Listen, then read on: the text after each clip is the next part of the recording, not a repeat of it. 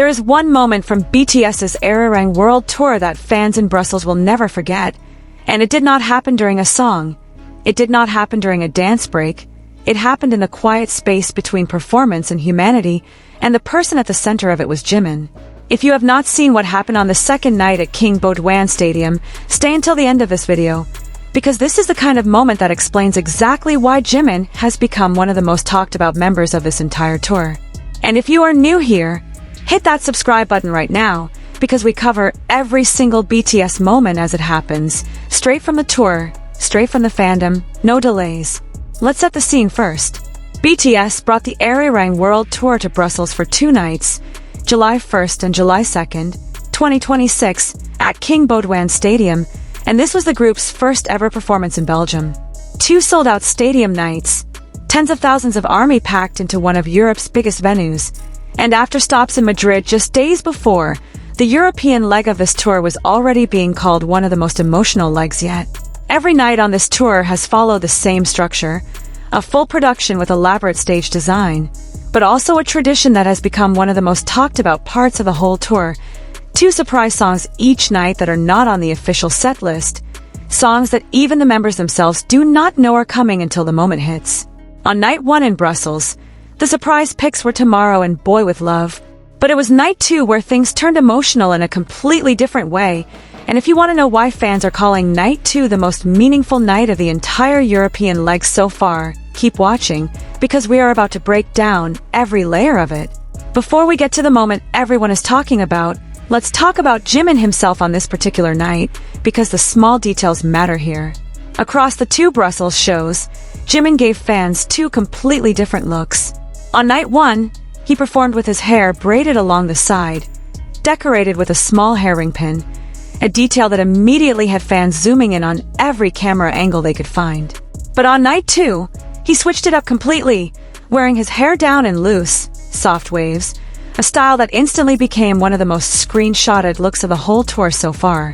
Throughout this entire Arirang era, Jimin has kept his hair long, and he has used that length as almost a canvas, changing the style from show to show, city to city, and ARMY have turned tracking his hairstyles into its own little tradition within the fandom. If you are one of the people who has a folder of Jimin hairstyle screenshots on your phone, comment below, and let us know which Brussels look was your favorite, because the comment section on this is always one of the best parts of making these videos. And this is not new for Jimin either. This attention to visual detail, this instinct to make every single night feel distinct from the one before it. Anyone who has followed him since the Arirang tour first opened back in April at Goyang Stadium knows that he treats hair, styling, and even small stage choices as another form of storytelling, another way of giving fans something new to notice and talk about, night after night, across cities that are sometimes thousands of miles apart. It is a small thing on paper, changing a hairstyle between 2 shows in the same city, but it is exactly the kind of small thing that keeps a global fandom engaged show after show, because everyone wants to know what Jimin will look like next, and everyone wants to be the first to notice the detail nobody else caught. Now, with that context in place, let's really slow down and walk through what happened on the second night, because the sequence of events is what makes this moment worth talking about in the first place. Now here is where the real story of night 2 begins. As the surprise segment of the concert unfolded, the 2 songs chosen that night were On and For Youth, and this second pick carried a weight that the entire arena could feel. For Youth is a song that was originally released back in 2022 on the album Proof, right before the members stepped away from group activities to begin their individual mandatory military service. For nearly 4 years, BTS paused their group promotions while each member served, a period that ARMY affectionately came to call the hiatus, even though every member stayed connected with fans in their own way throughout it. When the members finally reunited after their discharges in June of 2025, and then returned this year with the Arirang album and this world tour, every callback to the pre-hiatus era hits differently, because it is a direct line back to who they were before everything paused, and a reminder of everything they have come back to build again.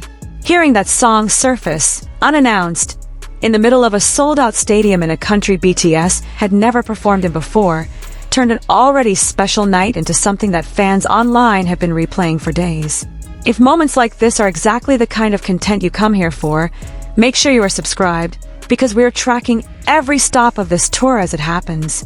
But the moment that truly defines Brussels Night 2, the one clip that is spread across every platform, the one detail that fans keep bringing up when they talk about what makes Jimin different from any other performer on a stage this size, happened during the ending segment of the show, the portion of the concert where the members usually speak directly to the crowd before the final goodbye. It was during this closing section that Jimin noticed something in the audience that most people, most performers, most anyone standing under those lights with tens of thousands of people in front of them would have completely missed. Somewhere out in that massive crowd, a fan appeared to be in real distress, showing signs that she may have been fainting or on the verge of collapsing. And Jimin saw it. Think about what that actually means for a second. This is a stadium holding tens of thousands of people. The lights are intense. The noise is overwhelming. The schedule of a stadium show is tightly produced down to the second. And Jimin, in the middle of all of that, was locked in enough, present enough, aware enough to spot one single person in visible trouble somewhere out in that ocean of fans. He did not hesitate. He did not wait for someone else to notice.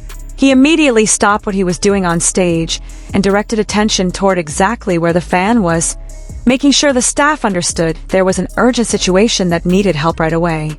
He described what he was seeing in real time, essentially telling security and medical staff that something looked wrong, that someone appeared to be collapsing, and that they needed to act fast. And this is Jimin mid-concert, in front of a sold-out stadium, choosing in that split second to prioritize one person's safety over the flow of the show. Consider everything working against him, even noticing in the first place. A stadium show like this is designed to hold attention on the stage, on the screens, on the choreography, on the pyrotechnics and lighting cues that are timed down to the second. Performers in this position are trained to stay locked into their marks, their vocal cues, their formation changes, because one missed beat can throw off an entire number in front of tens of thousands of people and millions more watching through fan-recorded clips online afterward. And yet, somewhere in the middle of managing all of that, Jimin's attention drifted toward the crowd itself, toward one specific section, toward one specific person whose body language must have looked different enough, distressed enough, that it pulled his focus away from everything else happening around him. That is not something you can coach an artist to do. That is not blocking. That is not choreography. That is simply someone whose instinct, even under those lights, even with that much noise and adrenaline, was to watch the people in front of him as closely as he watches his own performance. What happened next is honestly what makes this such a powerful moment to talk about, because it was not just Jimin. The entire group stopped. RM, Jin, Suga, J-Hope, V, and Jungkook, all of them paused the performance and stood by as security and medical personnel made their way through the packed crowd to reach the fan in need. In a stadium that size, with that many people, getting from the edge of the venue to one specific spot in the middle of a dense crowd is not instant. It takes real time, and BTS simply waited. RM reportedly used the pause to kindly remind the fan, once she was being reached, to drink some water, a small but caring detail that fans have pointed to as proof of just how attuned this entire group is to their audience, not just as performers, but as people who genuinely care what happens to the individuals standing in front of them. The show did not resume until the situation was handled, and the fan was confirmed to be receiving the care she needed. Only then did Jimin, visibly relieved, express his thanks to the staff who responded, and the concert continued. Think about the discipline it takes to hold a stadium in that kind of suspended pause. Tens of thousands of people, many of whom could not see exactly what was happening near the fan in question, simply had to trust that something serious was unfolding and that the group on stage needed a moment. There was no immediate explanation given to the wider crowd about what exactly was going on, just a visible shift in energy, the music stopping, the members turning their attention outward, and a noticeable stretch of uncertainty before the show picked back up. That is the kind of moment that could easily have gone differently, that could have created confusion or even panic in a crowd that size if it had not been handled with the calm, direct clarity that Jimin brought to it from the very first second he raised the alarm. Fans who were there that night have described the pause as tense but also strangely reassuring, because it was clear from how quickly and clearly Jimin communicated with the staff that the situation was being taken seriously, not brushed aside to keep the show moving on schedule. If you are watching this, and thinking that this kind of reaction is rare for an artist performing at this level, you are right. And that is exactly why this clip spread the way it did. We're talking about one of the biggest touring acts on the planet right now, playing to a sold-out stadium in a brand new country for them, in the middle of a European run that has already broken records. And in that exact moment, Jimin's first instinct was not to keep the show moving. It was to make sure a single fan in the crowd was safe. That is the story fans keep repeating, and it is the reason clips of this moment kept circulating across social media in the days after the show. Some fans who attended in person even said afterward that they felt the venue's staff could have responded faster on their own, which only reinforces just how important it was that Jimin was the one who caught it early and pushed for immediate action. Without him noticing, that response time could have been so much longer. This is not the first time this era of BTS has shown this side of themselves, and honestly, if you have been following Jimin specifically throughout this whole Era tour, you already know that this kind of attentiveness is part of a pattern with him, not a one-time thing. Across stops in places like Madrid, where his vocals were trending under the phrase Vocal King Jimin after weeks of fans defending him through an earlier controversy about his voice, to smaller viral moments backstage and during sound checks, Jimin has consistently shown up as someone who is locked into the emotional temperature of a room, whether that is the mood of his fellow members, the energy of the crowd, or in this case, the safety of one individual fan lost in a sea of tens of thousands. It is part of why so many people say that what makes Jimin special is not only his stage presence or his vocal ability, both of which are undeniable, but the fact that he treats every single person in that crowd as though they matter individually, not just as part of one big anonymous audience. If you have noticed this pattern too, drop a comment telling us your favorite Jimin carrying moment from this tour so far, because we read every single one, and some of the best story ideas for future videos come straight from what you all point out in the comments. Go back further, and you can trace the same thread running through almost every leg of this tour. In Mexico City back in May, fans documented moment after moment of Jimin interacting directly with individual sections of the crowd rather than just performing outward toward the stadium as a whole, pointing, acknowledging signs, reacting to specific fans rather than treating the audience as one faceless mass. In Las Vegas, during the North American leg, it was Jimin's evolving hairstyles and his stage presence that dominated conversation. But woven through all of that coverage were smaller stories of him checking in on fellow members, on staff, on the small mechanics of a touring life that most audiences never see. And now in Brussels, that same instinct showed up in its most serious form yet, not as a charming aside or a sweet interaction caught on someone's phone, but as a genuine safety intervention that could have mattered a great deal if it had gone unnoticed even a minute longer. When you line these moments up next to each other, across cities, across months, across an entire world tour, it stops looking like a coincidence and starts looking like exactly who Jimin is when the cameras catch him off script. It is also worth talking about the timing of all of this within the bigger picture of the Era World Tour, because Brussels was not just any stop, it was BTS's first time ever performing in Belgium, meaning this entire crowd, this entire fan base in that stadium, was experiencing BTS live for the first time in their own country. For many of the army in that crowd, this was a night they had waited years for, some of them waiting through the entire military service hiatus, some of them becoming fans only after the group's return this year.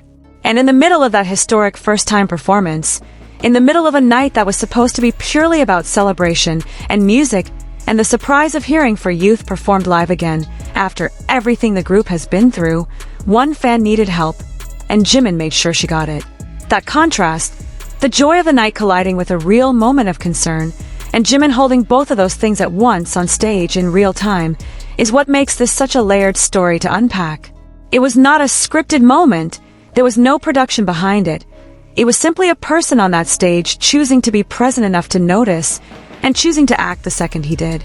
There is also something worth mentioning about how the setlist itself framed this night, because BTS performed a 23-song show that combined tracks from Era with career-spanning selections, and the surprise song tradition on this tour has quickly become one of its signature elements, something fans in every city now anticipate and speculate about before every single show. Nobody knew On and For Youth were coming that night, not the members, not the crew, not the fans, And that unpredictability is part of what makes each stop on this tour feel like its own unique event rather than a repeated formula. Brussels Night 2 will now forever be remembered as the show where For Youth returned, where Jungkook was visibly overwhelmed by the memory the song carries, kneeling and bowing to the crowd before continuing, and where, in that same emotionally charged night, Jimin's attentiveness turned a potential emergency into a moment of care that the entire stadium witnessed together. Two completely different emotional threads, running through the same 2 hours on the same stage, in the same city that BTS had never performed in before. If this is the kind of deep dive you want more of, breaking down not just what happened at a BTS concert but why it matters, what it says about the members, and how it fits into the bigger story of this tour, then subscribing genuinely helps us keep making this content. And turning on notifications means you will not miss the next video the moment we post it, because with BTS heading to London next for 2 nights at Tottenham Hotspur Stadium on July 6th and 7th, there is a very good chance something just as unforgettable is waiting to happen there too. Before you go, we want to hear from you directly. Do you think moments like this, the ones that happen off script, in between songs, in the quiet seconds most people scroll past, are actually the moments that define an artist more than the performance itself? Let us know in the comments. Tell us what you think Jimin was feeling in that moment when he first spotted that fan. And if you were there in Brussels yourself, tell us what the atmosphere in that stadium felt like when the show paused. We read everything, and honestly, some of the most interesting perspectives on these moments come from ARMY, who were actually there in the crowd, not just watching through a phone screen after the fact. One last thing before we close this out.